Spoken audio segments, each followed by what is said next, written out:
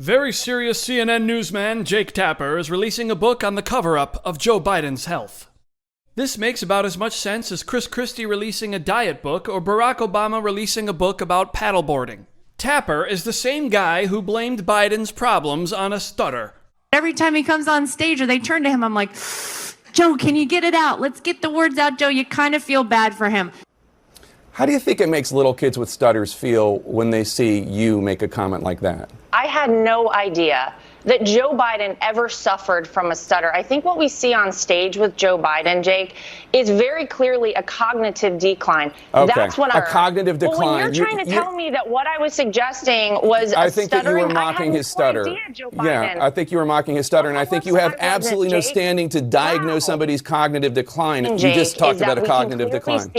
I hope there's a chapter in Jake's book dedicated to the stutter, because that was used extensively as an excuse to hide Joe Biden's cognitive issues. Here's James Clyburn blaming the stutter after the disaster debate.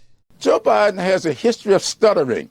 He did that as a child. So when you have trouble getting out a word, that is what comes from stuttering. But you're not saying that what we've seen from this president over the last few weeks is just a function of him stuttering.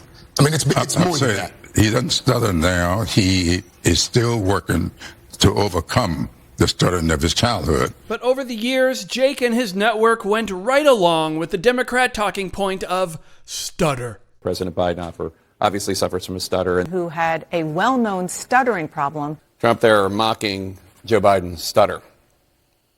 And he still struggles with it, as we all know from watching him, particularly as the day gets later and later. Going after things like his stuttering and how he walks, that's not what the American people care about. President Biden embraces his stutter. Jake Tapper seemed to be one of the last in the country to get the Joe Biden's brain is broken memo. He's 81, and his memory, it doesn't seem great. It's not horrible. The White House today slamming Republicans for what the White House calls false claims to the Wall Street Journal about President Biden's mental fitness and acuity. So many of the criticisms that you're talking about the Russians are trying to do to make us and the public not trust our election integrity, the election's rigged, Joe Biden has dementia, all this stuff. After this all-time hilarious response by Joe Biden on CNN in 2021, it should have been pretty obvious that there wasn't a stutter problem. You got the vaccination? Yeah.